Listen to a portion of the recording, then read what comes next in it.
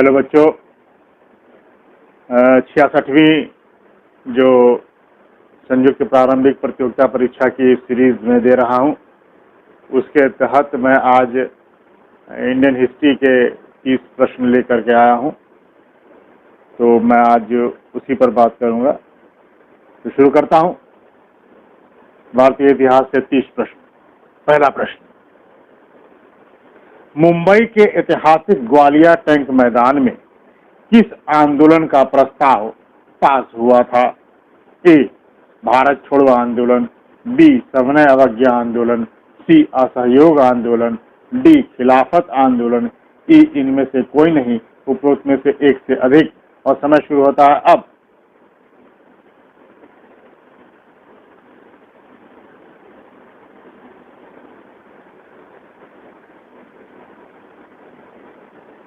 और इसका सही उत्तर है ए.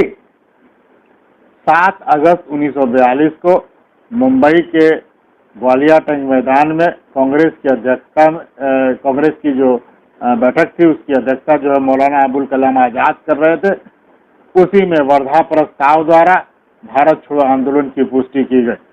ठीक है। दूसरा प्रश्न, भारत छोड़ो आंदोलन के समय सर्वप्रथम किस स्थान पर समानांतर सरकार पैरेलल गवर्नमेंट स्थापित की गई? ए. सतारा, बी. मिदनापुर, सी. बलिया, डी. भागलपुर, ई. इनमें से कोई नहीं, उपरोक्त में से एक से अधिक। और समय शुरू होता है अब।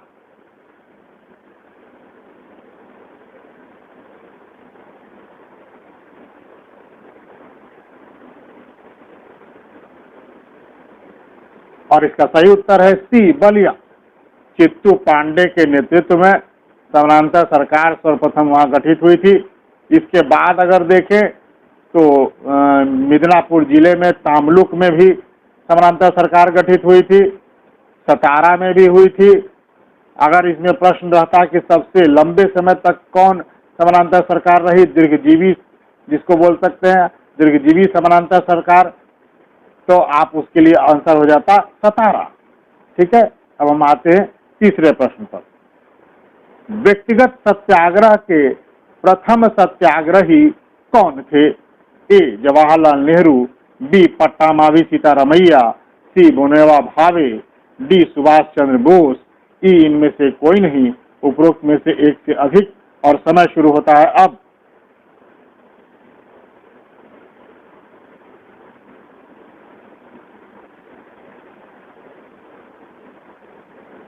और इसका सही उत्तर है सी. विनोबा भावे।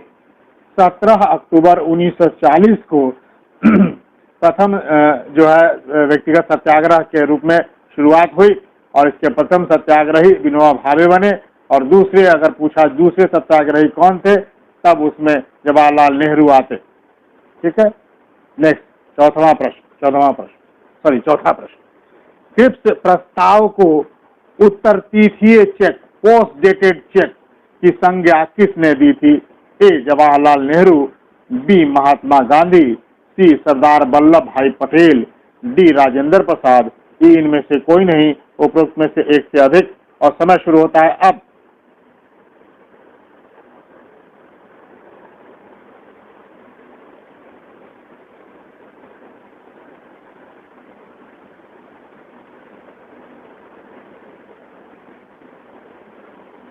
और इसका सही उत्तर है बी. महात्मा गांधी। देखिए, अगर इसमें प्रश्न जोड़ सकता है आगे भी, वो भी मैं दे सकता था कि इसमें डूबते हुए बैंक को कौन संज्ञा दिया था, तब जवाहरलाल नेहरू होता। ठीक है। प्रश्न की रिपीटेशन महात्मा गांधी वाले में मैंने पूछा था, इसमें भी पूछ दिया। चलिए कोई बात नहीं। 29 मार्च 1942 ईस्वी को, ठीक है, युद्ध के बाद डोमिनियन स्टेट का दर्जा देने की बात की गई थी, जिसको गांधी जी ने अस्वीकार कर दिया। कहा युद्ध के बाद देना है, यानी ये पोस्ट डेटेड चेक है। ठीक है। कांग्रेस और मुस्लिम लीग दोनों ने इसे अस्वीकार किया था। ठीक है। पांचवा प्रश्न, सुभाष चंद्र बोस ने फॉरवर्ड ब्लॉक की स्थापना कब की थी? ए. 3 मई 1939, बी. 22 दिसंबर 1939, सी. 15 नवंबर 1939, डी. 31 दिसंबर 1939, ई इनमें से कोई नहीं, उपरोक्त में से एक से अधिक, और समय शुरू होता है अब।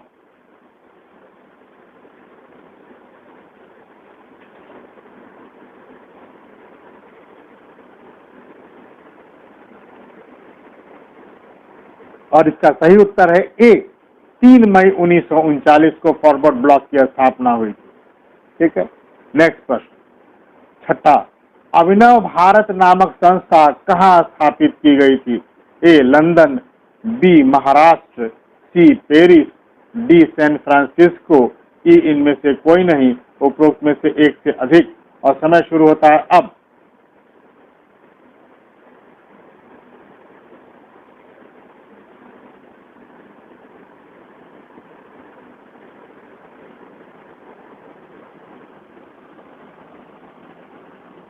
और इसका सही उत्तर है ई।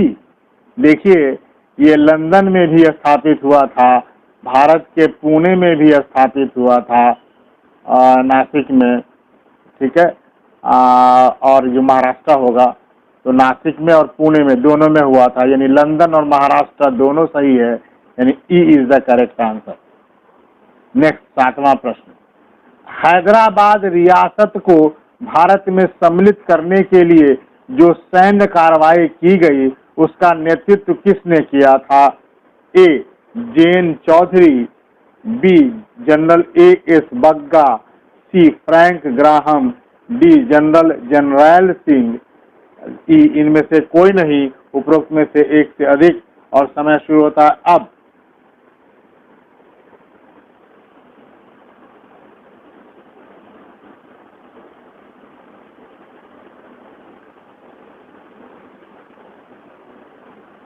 और इसका सही उत्तर है जेन चौधरी। देखो, इसमें और भी प्रश्न आ सकता है घुमा करके, ऑपरेशन पोलो का संबंध किससे है? तब भी यही होगा। ठीक है, हैदराबाद को जीतने के लिए जो अभियान जेन चौधरी के नेतृत्व में सैन्य अभियान किया गया था, पटेल जी जो है उसका डायरेक्शन दे रहे थे, तो ये ऑपरेशन पोलो के नाम से जाना जाता है। ये इसलिए कि हैदराबाद जो है उसमें 17 पोलो मैदान थे, पोलो का मैदान 17 है, इसलिए इसको ऑपरेशन पोलो का नाम दिया गया। 13 सितंबर 1948 ईस्वी को ये ऑपरेशन हुआ था। क्योंकि अगर देखें आप, हैदराबाद में हिंदू आबादी 85% थी और जो उच्च पदों पर थी, और निजाम जो है वो चाहता नहीं था, वो 15% मुस्लिम की जनसंख्या वहाँ थी, वो चाहता था कि इसमें मिले। 1948 होगा। ठीक है, 43 नहीं 48। ठीक है, अगला प्रश्न, 8वां प्रश्न, आजाद हिंद बचाव समिति के बचाव पक्ष का वकील का नेतृत्व किसने किया था? ए तेज बहादुर सप्रू, बी भूला भाई देसाई, सी जवाहरलाल नेहरू, डी कैलाश नाथ काटजू, ई इनमें से कोई नहीं, उपरोक्त में से एक से अधिक, और समय शुरू होता है अब।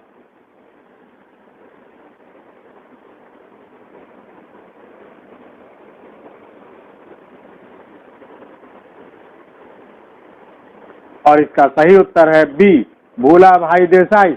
देखो, ध्यान में रखो, आजाद हिंद बचाव समिति जो गठित हुई इसमें सभी थे, जो चारों व्यक्ति हैं सब थे, लेकिन तेज बहादुर सप्रू ने ही गठित किया था सब लोगों को मिला के। लेकिन तेज बहादुर सप्रू की अध्यक्षता में जरूर शुरू हुआ था, लेकिन बीमार पड़ गए तेज बहादुर सप्रू, इसलिए भूला भाई देसाई को नेतृत्व सौंपा गया कि वो ये काम करें। जवाहरलाल नेहरू ने भी किया, कैलाश नाथ काटजू, ठीक है, जो अभी काटजू जी जो सुप्रीम कोर्ट के जस्टिस थे, उनके ही दादाजी थे कैलाश नाथ काटजू। ठीक है, अब हम आए 9वें प्रश्न पर। द्विराष्ट्र का सिद्धांत, 2 नेशन थ्योरी, किसने दिया था? ए चौधरी रहमत अली, बी आगा खान, सी मोहम्मद अली जिन्ना, डी मोहम्मद इकबाल, ई इनमें से कोई नहीं, उपरोक्त में से एक से अधिक, और समय शुरू होता है अब।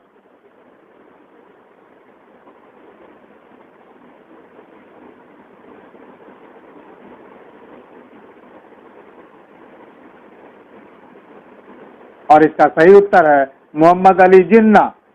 लेकिन अगर आप कहें कि टू नेशन थ्योरी का जो आर्किटेक्चर कौन था, किसने इसकी रूपरेखा रखी थी, तो इसका बदल जाएगा, वो थे सर सैयद अहमद खान।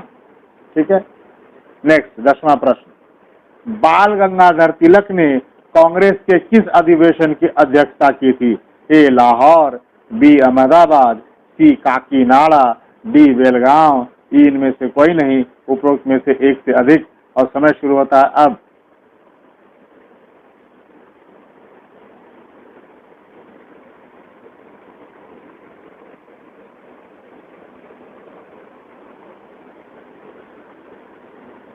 और इसका सही उत्तर है ई, इनमें से कोई नहीं। बाल गंगाधर तिलक उस काल के एकमात्र ऐसे प्रोमिनेंट नेता थे जिन्होंने कांग्रेस की अध्यक्षता कभी नहीं की थी।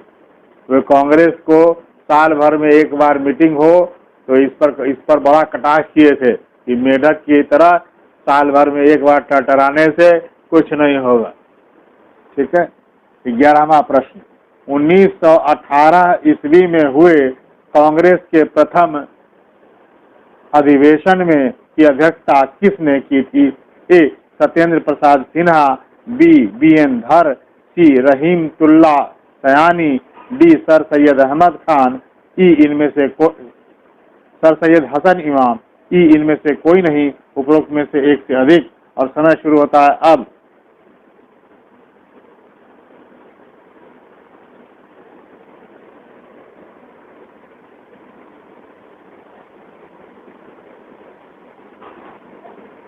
और इसका सही उत्तर है डी, सैयद हसन इमाम।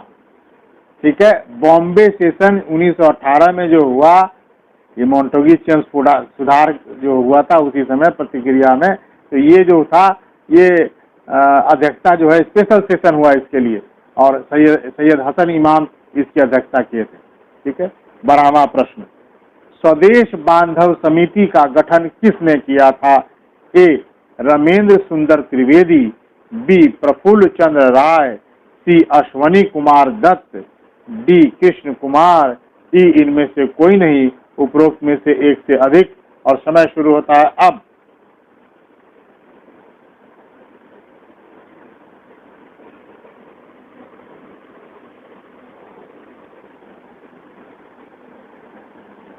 और इसका सही उत्तर है सी अश्वनी कुमार दत्त। ठीक है। ध्यान में रखिएगा, पीसी राय का नाम, प्रफुल्ल चंद्र राय का नाम 1905 के बंगाल विभाजन के बाद की ही बात है ये।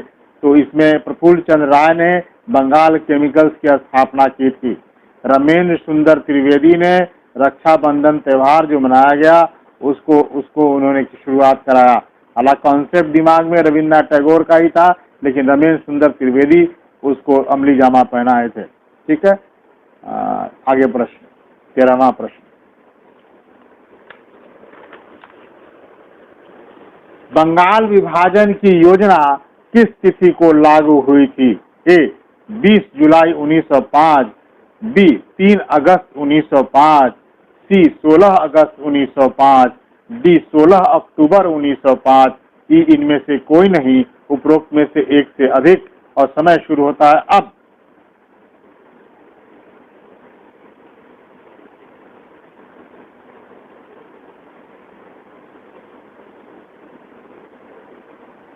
और इसका सही उत्तर है सी 16 अगस्त 1905।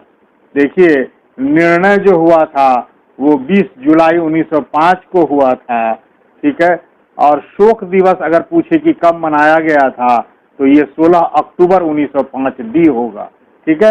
वैसे ये तिथि लागू कब हुआ तो सी 16 अगस्त 1905। ठीक है। नेक्स्ट 14वां प्रश्न, इंडिया होम रूल सोसाइटी की स्थापना कहाँ हुई? A Germany, B San Francisco, C Singapore, D London, E इनमें से कोई नहीं, उपरोक्त में से एक से अधिक। और समय शुरू होता है अब।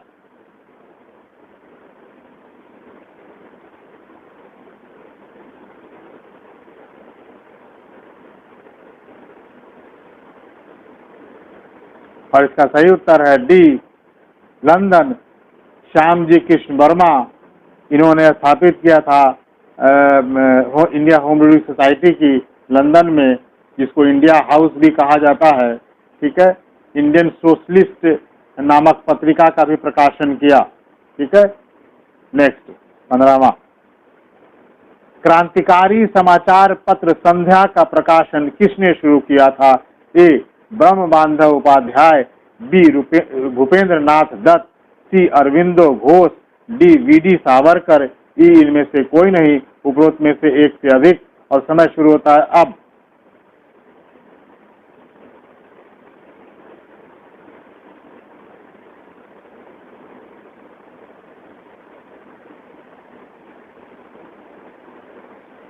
और इसका सही उत्तर है ए ब्रह्म बांधव उपाध्याय, ठीक है।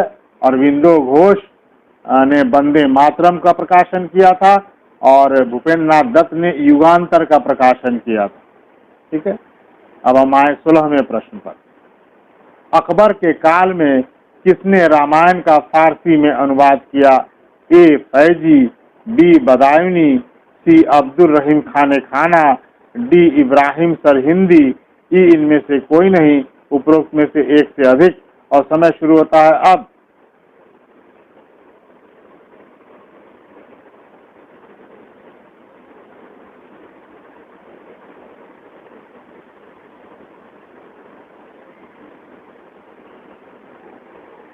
और इसका सही उत्तर है बी बदायूनी, ठीक है। ध्यान में रखना, राजा टोडरमल ने इस भागवत पुराण का अनुवाद किया था और फैजी ने महाभारत का रज्मनामा के नाम से, ठीक है, और लीलावती का भी, जो ये गणित पर पुस्तक थी, उसका अनुवाद किया था। नेक्स्ट 17वां, मुबैयान क्या है?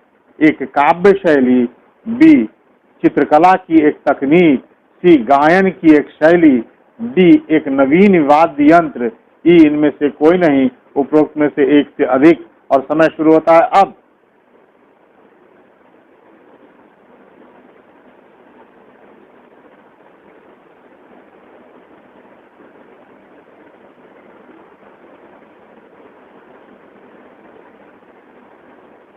और इसका सही उत्तर है एक काव्य शैली। बाबर ने एक नई काव्य शैली शुरू की, मुबैया, ठीक है। कविताओं का जो संग्रह होता था उसको दीवान कहते थे, ये भी एक जान लीजिए, दीवान कहते थे। और बाद में चलकर गजलों के जो संग्रह है उसको भी दीवान कहा गया, ठीक है। नेक्स्ट प्रश्न, ब्रह्मा के उपनाम से कौन कविताएं लिखता था? ए दारा शिको, बी बीरबल, सी तानसेन, डी अबुल फजल, ई इनमें से कोई नहीं, उपरोक्त में से एक से अधिक। और समय शुरू होता है अब।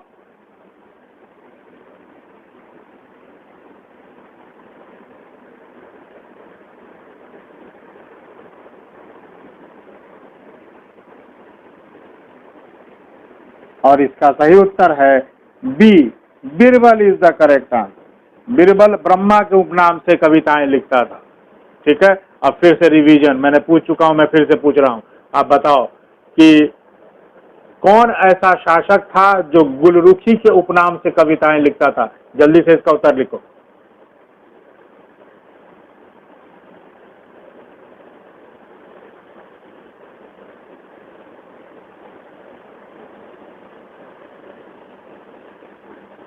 Yes, Sikandar Lodi is the correct answer.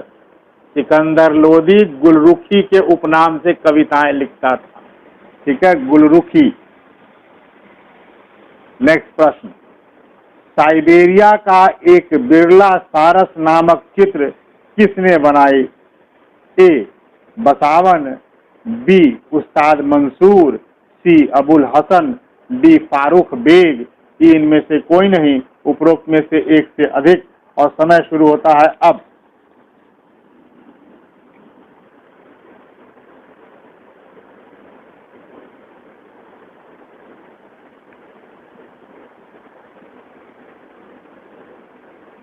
और इसका सही उत्तर है बी उस्ताद मंसूर। उस्ताद मंसूर का दो महत्वपूर्ण याद रखिएगा, साइबेरिया का एक बिरला सारस और बंगाल का अनोखा पुष्प। देखिए, ये नेचुरल चीजों पर ज्यादा बनाया करते थे और पशु पक्षियों पर बनाया करते थे। उसके स्पेशलिस्ट थे उस्ताद मंसूर। और अगर पोर्ट्रेट का पूछे तो अबुल हसन, ध्यान में रखना, अबुल हसन ने संत पॉल का जो जॉन संत पॉल थे, संत थे, उनका भी चित्र बनाया। तुझके जहांगीरी का जो ऊपर का पृष्ठ है, जहांगीर का चित्र, उसने भी अबुल हसन ने ही बनाया। बसावन का जो सबसे महत्वपूर्ण है वो मजनू का, जो एक निरंजन जगह पर मजनू जो है वो बिल्कुल कमजोर सा मजनू, घोड़े पे सवार, जो उसकी काया है बहुत कमजोर है, उसका एक चित्र बनाया। वो बहुत ही मशहूर हुआ था उस जमाने में, ठीक है, बसावन ने बनाया। 20वां, ताजमहल का पूर्वाभास किस मकबरे को कहा जाता है? ए अब्दुल रहीम खाने खाना, बी एतमादुद्दौला का मकबरा, सी अकबर का मकबरा, डी सिकंदर लोदी का मकबरा, ई इनमें से कोई नहीं, उपरोक्त में से एक से अधिक। और समय शुरू होता है अब।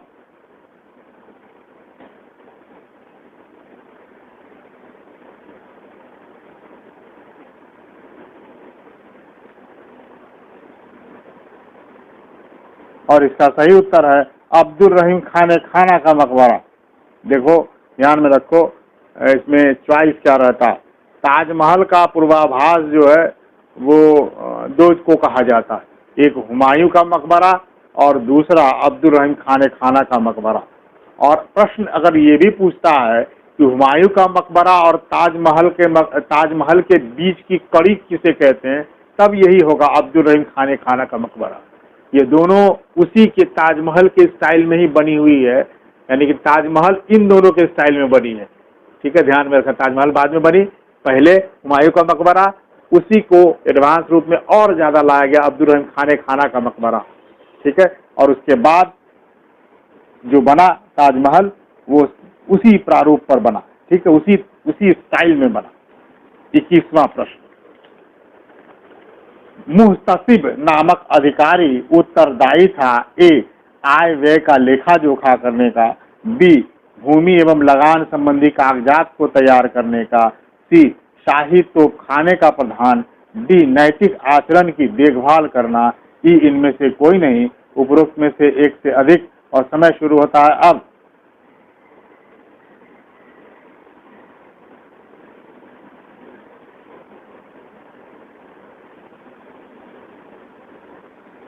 और इसका सही उत्तर है नैतिक आचरण की देखभाल करना, ठीक है। औरंगजेब जो है इसने ये अधिकारी नियुक्त किया था। औरंगजेब के काल में पहली बार नैतिक आचरण की देखभाल की बात की गई। वो बहुत ज्यादा इन पर जोर देता था कि नैतिक आचरण बहुत अच्छा होना चाहिए। और पर्सनली खुद भी औरंगजेब बहुत उच्च नैतिक आदर्शों वाला था। आप देखेंगे कि वो जैसे सूफी संत रहते हैं वो उसी प्रकार के, इसलिए उसको जिंदा पीर भी कहते हैं। वो उसी तरह सफेद वस्त्र धारण करता था, वो शाही वस्त्र धारण नहीं करता था, ठीक है। नेक्स्ट प्रश्न, पाहुल की प्रथा किस सिख गुरु ने प्रारंभ की थी? ए गुरु नानक देव, बी गुरु तेग बहादुर, सी गुरु अर्जुन देव, डी गुरु गोविंद सिंह, ई इनमें से कोई नहीं, उपरोक्त में से एक से अधिक। और समय शुरू होता है अब।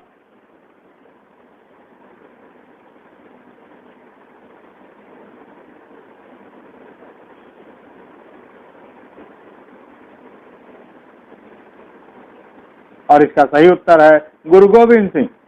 पाहुल की प्रथा कहते किसको हैं? पाहुल का मतलब है 5 वो वस्तुएं, केश, कच्छ, कड़ा, कृपाण, कंघा, ये जब जो एकता का सूत्र है वो बांधने के लिए इन्होंने ये किया था। ये और सभी एक ही बर्तन में प्रसाद ग्रहण करे, यानी जाति व्यवस्था को इन्होंने खत्म करने की कोशिश की थी कि वो इस प्रकार के लोग जो छुआछूत वगैरह हैं वो सब नहीं करें, सभी एक ही बर्तन में खाएं। ऐसी परंपरा उन्होंने शुरू की। गुरु गोविंद सिंह जो 10वें गुरु थे, इन्होंने खालसा पंथ की भी स्थापना की थी 1699 ईस्वी में, आनंदपुर साहब में इसकी स्थापना की थी, ठीक है। 23वां प्रश्न, किस मुगल शासक ने सती प्रथा पर पूर्णतया प्रतिबंध लगाया? ए अकबर, बी जहांगीर, सी शाहजहां, डी औरंगजेब, ई इनमें से कोई नहीं, उपरोक्त में से एक से अधिक। और समय शुरू होता है अब।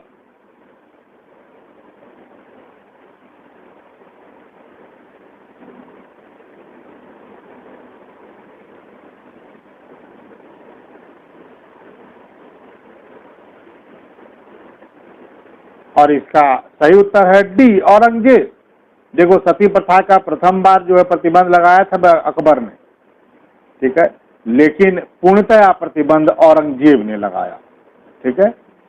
नेक्स्ट प्रश्न, किस मुगल शासक ने श्रीकांत नामक हिंदू को हिंदुओं का जज बनाया? ए अकबर, बी जहांगीर, सी शाहजहां, डी औरंगजेब, ई इनमें से कोई नहीं, उपरोक्त में से एक से अधिक। और समय शुरू होता है अब।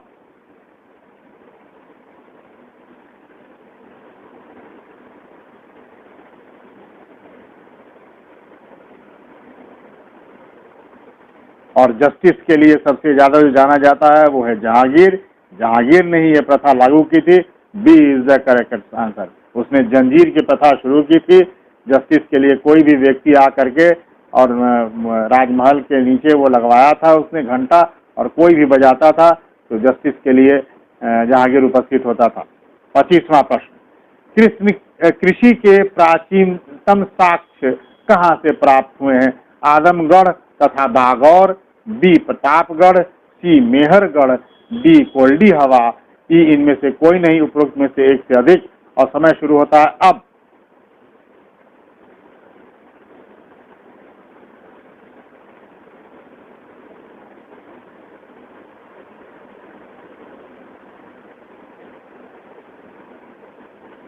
और इसका सही उत्तर है सी मेहरगढ़। 6000 BC में कृषि का जो साक्ष्य प्रथम था वो यही मिला है मेहरगढ़ से।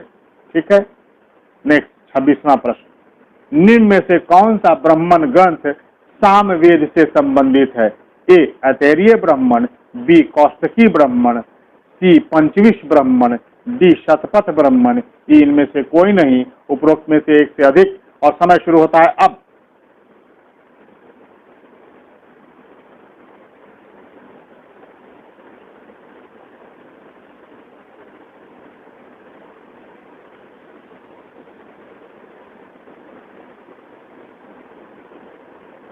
और इसका सही उत्तर है पंचविश ब्राह्मण।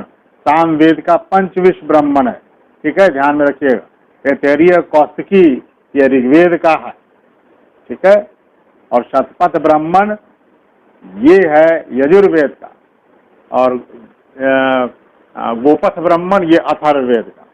ठीक है। अब हम आए 27वें प्रश्न, मनुस्मृति का रचना काल क्या है? 300 BC से 300 AD, 200 BC से 200 AD, 200 BC से 100 AD और 100 BC से 100 AD, इनमें से कोई नहीं, उपरोक्त में से एक से अधिक। और समय शुरू होता है अब।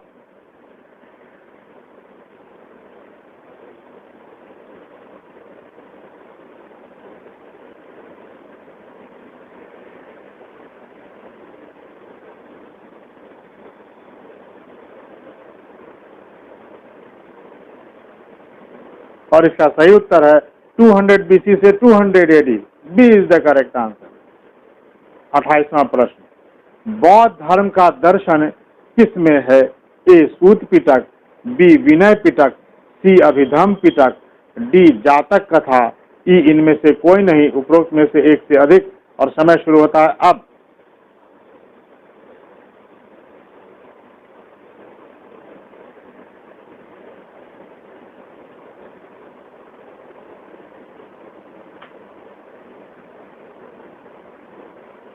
और इसका सही उत्तर है अभिधम पिटक। धम्म में बौद्ध धर्म के दर्शन हैं, सूत पिटक में उनके उपदेश हैं, बौद्ध धर्म के उपदेश, बुद्ध के जो उपदेश। और विनय पिटक में संघ के जो नियम हैं वो विनय पिटक में। और जातक कथा में पूर्व जन्म की जो कथाएं हैं बुद्ध की, वो जातक कथाओं में। 29वां प्रश्न, प्रबंध चिंतामणि के रचयिता कौन है? ए सोमेश्वर, बी राजशेखर, सी मेरुतुंग, डी सोमदेव, ई इनमें से कोई नहीं, उपरोक्त में से एक से अधिक। और समय शुरू होता है अब।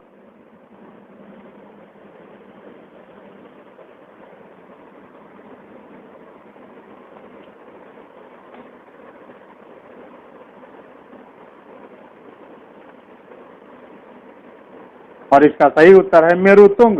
प्रबंध चिंतामणि के रचयिता मेरुतुंग है। ठीक है।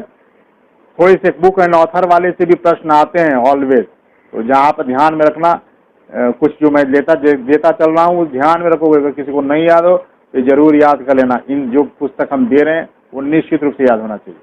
30वां, महावीर की शिक्षाओं का संग्रह कहाँ है? ए आचारांग सूत्र, बी भगवती सूत्र, सी नया धम कहा, डी परिशिष्ट पर्वम, ई इनमें से कोई नहीं, उपरोक्त में से एक से अधिक। और समय शुरू होता है अब।